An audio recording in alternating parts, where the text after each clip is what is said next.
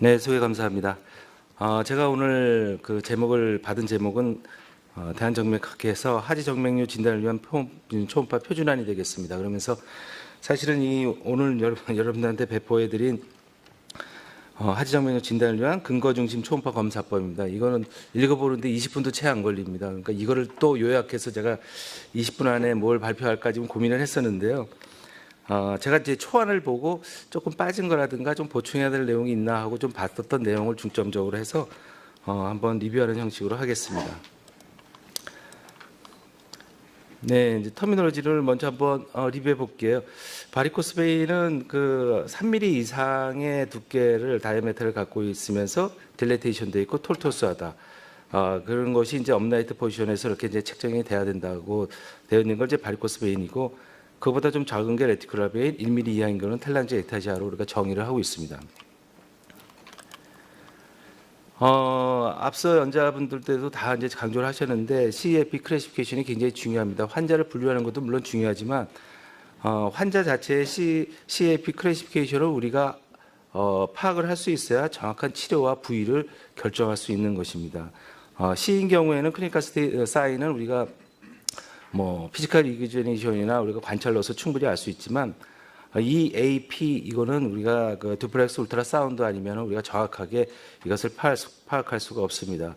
따라서 초음파가 그만큼 하지정맥류 치료에 굉장히 중요한 모달리티가 된다고 할 수 있겠죠. 초음파의 그러면 그 목적은 무엇이냐? 하지정맥류에서 이 네 가지입니다. 딥베인 시스템을 반드시 봐야 되고, GSB, SSB 그리고 액세서리 서페런스 베인 반드시 봐야 되고, 그다음에 관련이 있는 퍼포레이팅 베인도 관찰을 해야 되고요. 다음에 슈퍼피셜 비너스 시스템에 있어서 리프럭스가 있는 경우에 그것을 반드시 부위와 정도를 우리가 파악을 해줘야 됩니다. 이것을 하는 것이 이제 초음파의 목적이기 때문에 여러분들이 이제 임상에서 초음파를 하지정맥류 초음파 검사를 하실 때 이 시스템을 다 여러분들이 파악을 하셔야 됩니다. 지금은 보험이 아니고 보장성이 강화되지 않기 때문에 수술에 필요한 부분만 본다든가 슈퍼피셜 베인만 본다든가 그러면은 그럴 수 있겠지만, 이게 만약 이제 급여화 된다든가, 이제 물론 3, 4년 동안에는 아마 급여화는 안 될 것입니다. 지금 현재 정부는 보장성 강화는 이제 더 이상 포기했기 때문에 그렇지는 않을 겁니다만, 이제 앞으로 우리가 급여화가 된다면 이제 이게 심평원에서 이제 우리가 이제 검사를 받게 되고 심사를 받게 되면은, 이렇게 안 하게 되면은 사실은 우리가 이제 삭감을 받게 되는 거죠. 인정을 못 받게 됩니다.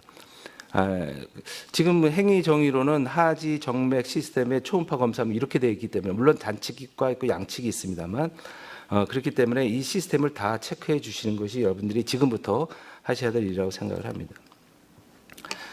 미국 초음파학회에서는 권유하기를 한 사람의 하지 초음파 검사하는데 필요한 시간이 75분 정도가 소요돼야 된다고 권고하고 있습니다. 그중에 40분에서 60분은 직접 초음파를 검사해서 비뇨 시스템을 검사하는 거고요. 나머지 15%를 환자를 파악한다든가 세팅을 한다든가 나중에 리딩한다든가 이런 것이 이제 다 포함이 되겠습니다. 그래서 한 다리당 사실은 20분에서 30분 동안 초음파 검사하는데 시간이 분명히 여러분들이 투여해야 되는데, 사실 모르겠습니다. 저도 이렇게까지는 안 하지만 임상에서 여러분들 원장님들께서 한쪽 다리에 양쪽 다리에 1시간 정도를 투자를 하시는지는 모르겠습니다. 또 룸과 젤이 항상 따뜻하게 해서 베인 스파즘을 막아야 된다고 이제 얘기하고 있고요. 스탠다드 포지션은 골드 스탠다드 포지션은 업라이트 서서 하는 건 물론인데, 그렇지 못할 경우에는 리버스 트렌델렌버그 포지션도 가능하다, 이렇게 얘기를 해주고 있습니다. 원래 저희 그 가이드라인에는 그 딥베인을 보는 거가 좀 빠져 있었고, 다음에 이 리버스 트렌델렌버그 포지션은 또 누락이 돼 있어서 그걸 또 좀 저희가 보충을 했던 습니다. 말씀드렸듯이 스탠딩 포지션이 골드 스탠다드 포지션이고요. 밑에 조그맣게 적혀 있는 것은 여러분들이 직접 하시면서 그 포지션, 다리의 포지션을 하는 것이 되겠습니다. 슈파인과 세미시팅 그리고 리버스 트렌델렌버그 포지션이 과연 어느 정도의 그 하이드로스타틱 프레셔를 가하는지를 보여주는 사진이 되겠고, 리버스 트렌델렌버그 포지션은 적어도 15도 정도는 해야 된다, 이렇게 가이드라인에서 얘기하고 있습니다. 스탠딩인 경우에는 사피노페모랄 정수부터 심장까지 이 정도 높이의 하이드로스타틱 프레셔가 가해진 반면에 리버스 스탠드램버 포지션인 경우에는 그만큼 이 거리가 짧아져서 충분히 배인을 디스텐전 시킬 수는 없겠습니다만 환자가 스탠딩 포지션을 할 수 없는 경우에는 이 자세도 충분히 할 수는 있겠다, 검사를 할 수 있겠다고 이렇게 얘기하고 있습니다. 실제로 스탠딩과 세미 시팅 그리고 슈파인 포지션에서 똑같은 환자의 사피노페모랄 정션에서 리프럭스를 봤습니다. 스탠딩과 세미 시팅에서는 거의 비슷하게 우리가 관찰할 수 있는 반면에 슈파인에서는 리버스 프로를 우리가 관찰할 수 없었던 그런 사진이 되겠습니다. 리프럭스의 진단할 때 오그멘테이션이 굉장히 중요하죠. 오그멘테이션 할 때 디스탈 컴프레션하고 릴리즈하는 방법이 두 가지가 있습니다. 각각의 이제 어떤 방법을 쓰시는 건 이제 각자의 편의에 따라서 하시면 되겠고, 매뉴얼로 스퀴징, 칼프 머슬을 스퀴징하는 방법이 있고, 저희 같은 경우에는 오토매틱 커프 인플레이터를 써가지고 인플레이션을 시킨 다음에 갑자기 디프레션 시켜서 릴리즈 시키고 있습니다. 칼프베인 경우에는 미드풋에서 스퀴징 또는 릴리징을 해줌으로써 할 수가 있겠고, 다리의 부종이 너무 심한 환자인 경우에는 액티브 풀 플란타 프렉션, 발목을 계속 이렇게 프렉션 하는 것으로 인해서 칼프 머슬 컨트랙션을 유발시켜서 검사도 있겠습니다. 또 저 같은 경우에는 그로인 에리아에서는 딥베인인 경우는 발사바 매니버를 이용해서 뭐 앉아서도 할 수도 있고 아니면 뭐 세미 시팅 포지션으로도 우리가 충분히 할 수가 있겠습니다. 앞서 오늘 두 번째 세션에서 니코스 선생님하고 또 조진현 선생님이 스탠다드 프로토콜을 잘 말씀해 주셨습니다. 리프럭스는 0.5초 이상은 우리가 슈퍼피셜 퍼포레이팅 딥 페모랄 베인도 그랬고요. 딥 칼프 베인도 우리가 0.5초 이상이고요. 페모랄 베인, 커먼 페모랄 베인 그리고 퍼포레이탈 베인은 1초 이상으로 우리가 정의를 하고 있습니다. 이 패톨로지컬 리프럭스는 과거에 우리가 이제 심사를 받을 때 이거가 없으면 우리가 이제 우리가 이제 삭감을 받게 되고 인정을 못 받게 됨에 따라서 이것이 우리의 유일한 사실은 유일한 치료의 지침 인디케이션으로 우리가 해왔던 게 사실은 그런 심사 기준에 따라서 우리가 진료가 조금 왜곡되지 않았나 이런 생각을 해봤습니다. 아닌 게 아니라 니코스 선생님도 아침에 말씀하셨죠. 이게 패톨로지컬 리프럭스 자체가 치료의 인디케이션은 결코 아니다. 이것은 뭐 저희가 지금 이렇게 제가 얘기한다고 해서 금방 바뀔 일은 아니겠습니다만 여러분들이 진료하실 때 패톨로지컬 리프럭스가 1초, 1.5초 정도 된다고 그랬을 때 그걸 갖다가 반드시 수술을 해야 된다고 환자한테 푸시하는 것 자체를 다시 한번 생각해 볼 필요가 있지 않을까 이런 생각을 해봤습니다. 크로닉 비너스 디지즈가 리프럭스만 있는 경우는 80%고요. 리프럭스가 옵스트럭션과 같이 있는 경우가 17%, 옵스트럭션만 있는 경우도 2%입니다. 따라서 여러분들이 환자분이 왔을 때 10명 중에 8명이 리프럭스 자체이기 때문에 이 경우는 어떻게든 간에 뭐 수술이나 다른 치료 방법에 우리가 쓰고 있는 방법에 충분한 대상이 될 수 있겠습니다만 초음파를 정확하게 하신다면 나머지 20%는 지금같이 치료해서는 안 되는 다른 룰아웃된 그런 환자일 거라고 우리가 충분히 생각할 수 있겠습니다. 리프럭스가 있더라도 프라이머리 비너스 리프럭스는 거의 80% 미만이고요. 그다음에 세컨더리 비너스 리프럭스가 한 20%, 30% 정도 됩니다. 따라서 이것도 초음파로 정확하게 딥베인까지 봐야만이 우리가 프라이머리인지 세컨더리인지를 알 수가 있어서 이것도 우리가 초음파의 중요성을 우리가 다시 한번 인식하게 되는 그런 숫자가 되겠습니다. 또 트렁칼 리프럭스가 있더라도 트렁칼 리프럭스의 50% 이상이 사피노페모랄 정션의 터미널 밸브가 컴퍼턴트한 경우가 있습니다. 50% 이상이라고 되어 있습니다. 따라서 어느 한 부분의 리프럭스가 발견됐다고 해가지고 사피노페모랄 정션까지 다 치료에 인볼브하는 것은 사실은 50%가 정도의 환자에서는 약간 말프랙티스의 가능성도 있다는 걸 여러분들이 항상 좀 인지하시면서 치료에 적응하셨으면 좋겠습니다. C1, C2인 경우에는 주로 슈퍼피셜 시스템에 문제가 있는 경우고요. C3서부터 C6까지는 퍼포레이터하고 딥베인에도 분명히 문제가 있을 가능성이 많습니다. 따라서 C5, C6인 경우에는 퍼포레이터를 여러분들께서 좀 열심히 찾으시도록 하셔서 얼서가 있거나 그런 부위의 근처에 있는 퍼포레이터를 찾아서 치료를 해주시는 것이 치료 결과를 증가시켜주는 하나의 요인이 되겠습니다. 네, 제가 했던 경우, 저희 센터에서 했던 경우를 한번 쭉 보도록 하겠습니다. 여기서 중요한 것은 모든 뒷베인을 갖다가 다 보도록 여러분들이 노력을 하셔야 되고, 또 그 뒷베인을 봤을 때 반드시 그 사진에 그 아나토미 명칭을 이렇게 적어주시는 것이 굉장히 중요하겠습니다. 뒷베인은 반드시 B 모드로 해가지고 엑셀 뷰로 해서 컴프레션 되냐 안 되냐를 반드시 여러분께서 비교를 해주셔야 되고, 발사발을 통해서 우리가 커먼 페모럴 베인은 발사발을 통해서 우리 리프럭스를 확인해서 이 환자인 경우에는 리프럭스가 없는 경우로 나타났습니다. 반면에 이 환자인 경우에는 발사발 매뉴버로 했을 경우에 커먼 페모럴 베인에서 리프럭스가 패톨로지컬 리프럭스가 보이는 그런 사진이 되겠습니다.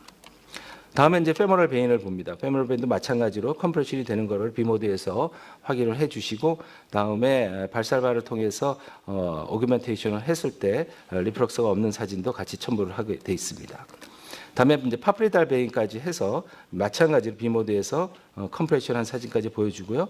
다음에 이 파프리달 베인인 경우에는 칼프머스 스퀴징을 통해서 펄스 우리가 리프럭스를 확인하게 되는데, 이 케이스인 경우에는 리프럭스가 없는 그런 케이스가 되겠습니다.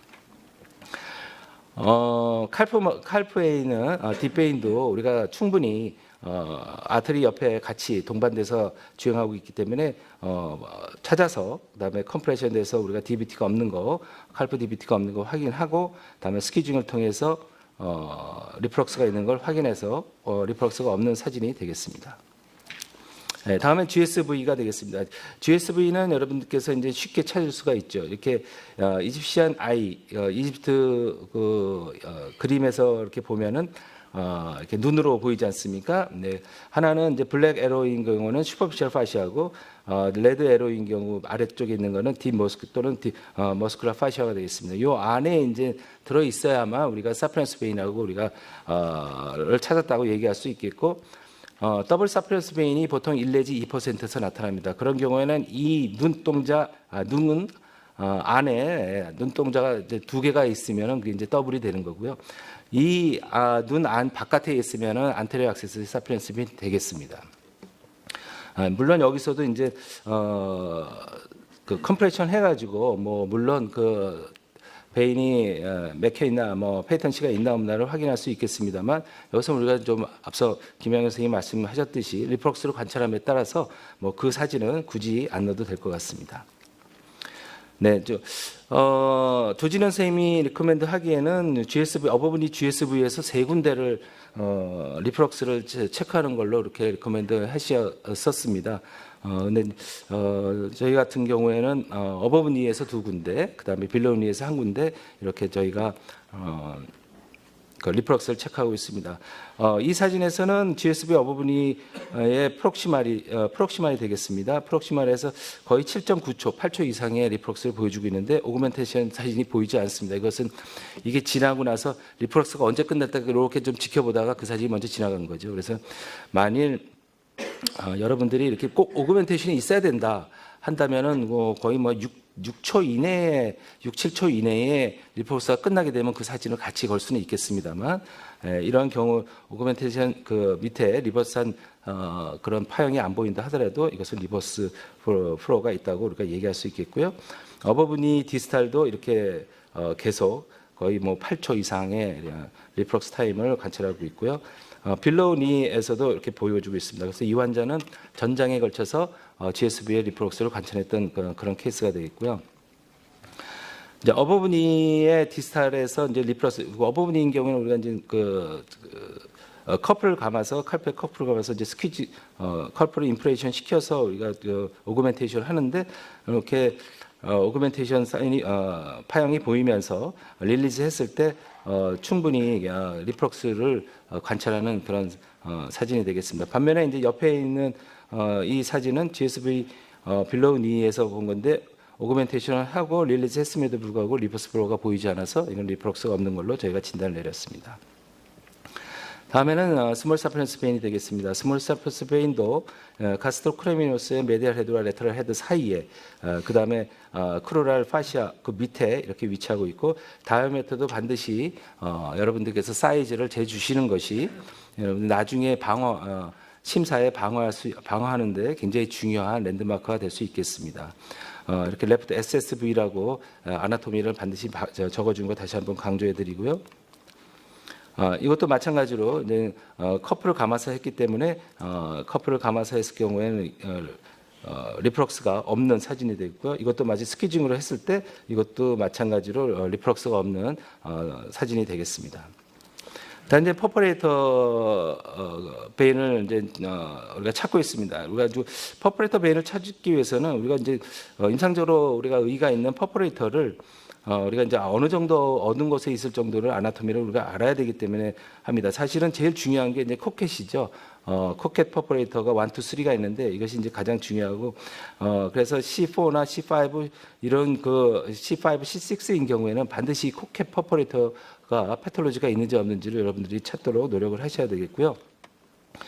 퍼포레이터인 경우에는 우리가 이제 그 롱기로 해가지고 우리가 리프럭스를 찾기는 상당히 어렵습니다. 왜냐하면 직접 수직으로 들어가는 경우가 많고 그 위에서 이렇게 프로브를 됐을 때 거의 이제 코사인 90도는 0이 되기 때문에 우리가 정확하게 리프럭스를 우리가 좀 체크하기는 어렵습니다. 그래서 보통 가이드라인에서도 보면은 다이아메터가 굉장히 중요하죠. 3.5mm 이상이면은 3.5mm 이상의 퍼포레이터는 90% 이상 리프럭스가 있다라고 우리가 얘기를 하고 있습니다. 따라서 퍼포레이터는 이렇게 리프럭스를 체크하는 것도 중요하지만 다이아메터를 반드시 재가지고 여기서는 다이아메터가 2.7mm 따라서 이 환자의 이 퍼포레이터는 사실 패톨로지가 있는 그러한 리프럭스가 있는 퍼포레이터는 아닌 걸로 그렇게 되어 있습니다.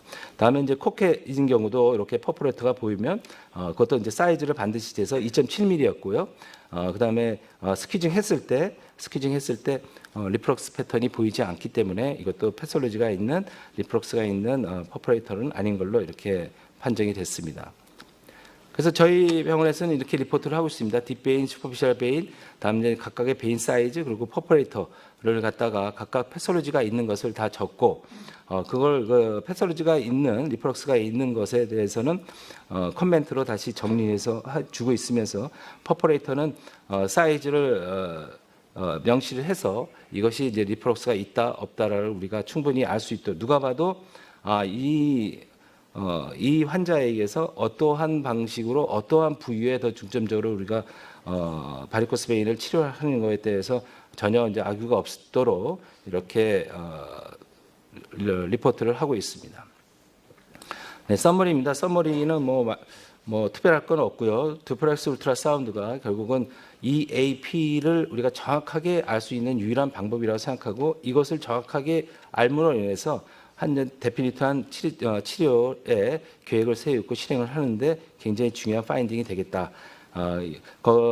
포함시켜야 될 시스템으로는 딥베인, 슈퍼피셜 베인, 퍼포레이터 베인, 그 다음에 그 슈퍼피셜 베인의 리프럭스 이것은 반드시 우리가 체크를 해서 기록에 남겨야 되겠다라고 이렇게 말씀드릴 수가 있겠습니다.